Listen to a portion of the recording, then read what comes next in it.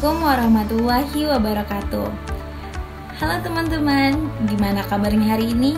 Semoga selalu dalam lindungan Allah Subhanahu wa Ta'ala. Perkenalkan, nama saya Ainun Naulina Setion dengan NIM 120 10 72 25 98. Saya merupakan salah satu mahasiswi jurusan Pendidikan Kimia Universitas Islam Negeri Sultan Syarif Kasim Riau. Video ini bertujuan untuk memenuhi tugas dari mata kuliah Kimia Anorganik 2 dengan dosen pengampu Bapak Pangalwan. Nah, video ini saya akan membahas mengenai logam alkali. Kira-kira logam alkali itu apa ya? Simak videonya. Logam alkali terletak pada golongan 1A dalam sistem periodik unsur, kecuali hidrogen. Nah, timbul pertanyaan nih, mengapa sih hidrogen itu nggak masuk ke dalam logam alkali, padahal kan dia golongan 1A? Nah, alasannya karena unsur hidrogen ini memiliki sifat yang jauh berbeda dari logam alkali. Unsur golongan alkali terdiri dari unsur litium, natrium, kalium, rubidium, cesium, dan fransium. Nah, untuk teman-teman mudah mengingatnya, bisa kita gunakan istilah Lina Kabur Robi CS frustasi. Kata alkali berasal dari bahasa Arab yaitu kali yang berarti abu yang dikalsinasi. Kata ini digunakan untuk mengenang tokoh kimiawan Islam yaitu Abu Musa Jabir Ibnu Hayyan, yang mana sebelumnya ia telah berhasil memperoleh soda dari abu tumbuhan laut.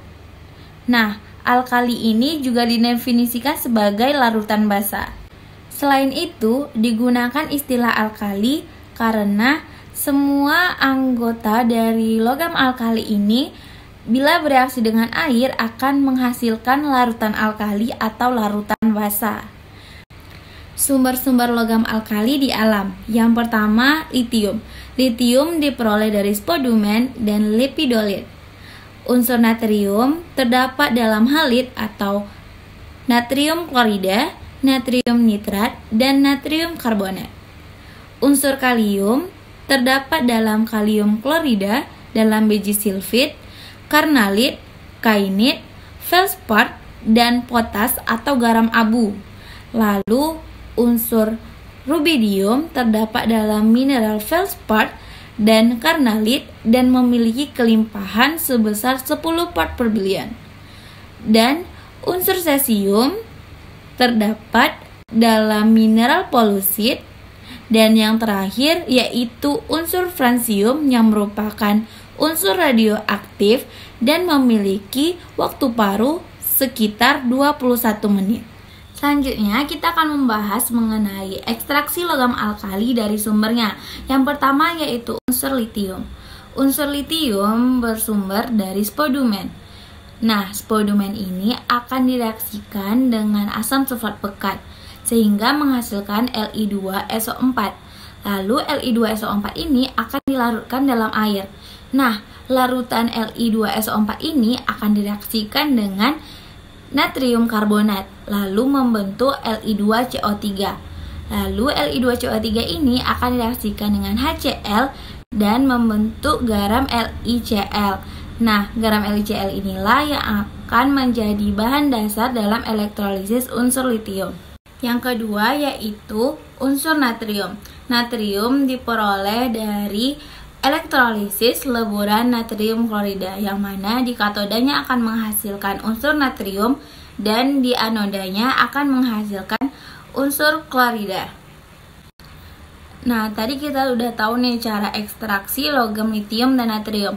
Untuk logam kalium, rubidium, dan cesium itu cara memperolehnya bukan dengan cara elektrolisis lagi, tetapi dengan cara metode reduksi, yang mana lelehan garamnya direaksikan dengan natrium. Kita bisa buat rumus yaitu natrium direaksikan dengan LCl akan menghasilkan L dan NaCl.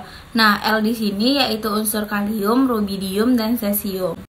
Sifat-sifat logam alkali. Dalam satu golongan dari atas ke bawah, jari-jari atomnya akan semakin besar.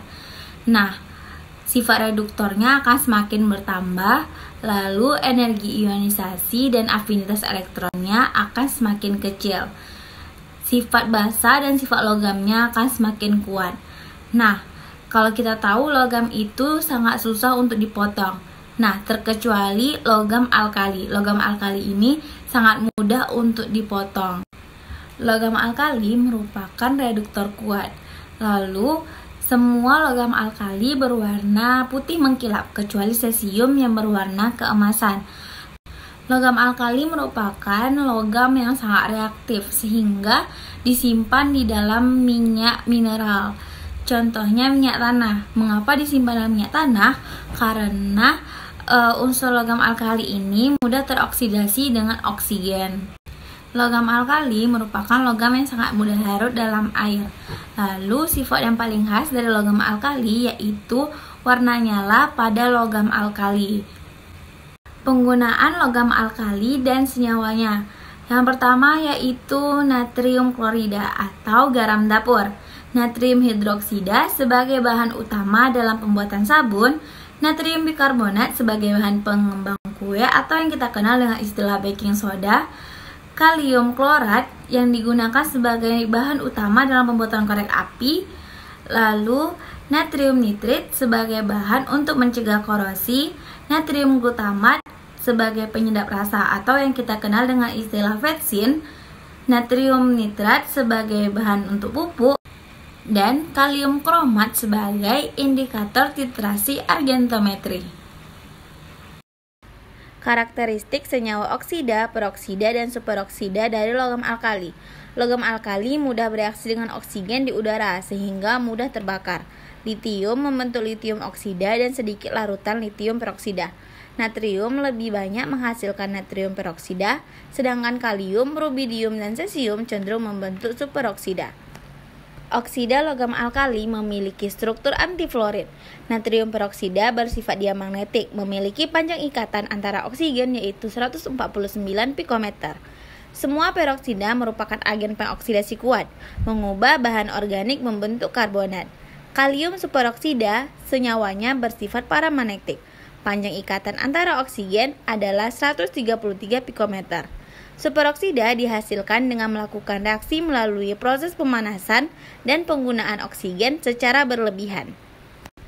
Lalu, oksida logam alkali bereaksi sangat kuat dengan air yang akan menghasilkan larutan hidroksida. Natrium peroksida menghasilkan hidrogen peroksida, kalium superoksida menghasilkan hidrogen peroksida dan gas oksigen. Sintesis dan sifat hidroksida, garam-garam okso dan halida dari logam alkali. Hidroksida dari logam alkali. Alkali hidroksida dapat dihasilkan dari pemanasan logam alkali dengan air. Logam hidroksida yang dihasilkan merupakan suatu basa kuat. Alkali hidroksida merupakan padatan kristal berwarna putih dan bersifat higroskopis. Alkali hidroksida bersifat beracun karena bereaksi dengan protein kulit. Alkali hidroksida akan menyerap molekul air dari udara sehingga lama-kelamaan akan larut kecuali litium hidroksida. Selanjutnya yaitu garam-garam okso dari logam alkali. Yang pertama karbonat. Karbonat alkali M2CO3 jauh lebih larut dibandingkan dengan karbonat alkali tanah. Senyawa yang paling penting adalah litium karbonat dan natrium karbonat. Kelarutan yang cukup besar ditunjukkan oleh rubidium karbonat dan cesium karbonat. Yang kedua yaitu bikarbonat. Senyawanya berupa natrium bikarbonat, memiliki bentuk seperti serbuk kristal. Natrium bikarbonat biasanya dihasilkan melalui proses solvay. Yang ketiga yaitu nitrat. Nitrat logam alkali dapat dihasilkan dengan reaksi langsung asam nitrat berair pada hidroksida atau karbonat. Nitrat logam alkali adalah garam dengan titik leleh rendah yang terurai dengan evolusi oksigen sekitar 500 derajat Celcius. Yang keempat yaitu nitrit. Nitrit adalah garam kristal higroskopis berwarna putih yang sangat larut dalam air. Contoh senyawa dari alkali nitrit yaitu natrium nitrit. Yang kelima yaitu sulfat. Natrium sulfat atau Na2SO4 digunakan dalam pembuatan kaca serta dalam pembuatan kayu menjadi bubur serat atau pulp. Contoh senyawa alkali sulfat yaitu kalium sulfat. Bisulfit. Natrium bisulfit merupakan campuran garam-garam yang larut dalam air menghasilkan larutan yang terdiri dari natrium dan bisulfit. Natrium bisulfit terbentuk padatan putih dengan bau belerang dioksida. Larutan natrium bisulfit dapat dihasilkan dengan mereaksikan larutan basa yang sesuai seperti natrium hidroksida atau natrium bikarbonat dengan belerang dioksida. Halida dari logam alkali. Logam alkali bila bereaksi dengan halogen akan menghasilkan halida. Unsur-unsur halogen merupakan unsur suatu oksidator, sedangkan alkali merupakan reduktor kuat, sehingga menghasilkan reaksi yang kuat. Dengan rumus 2L ditambah X2 akan menghasilkan 2LX, yang mana L merupakan logam alkali dan X adalah halogen.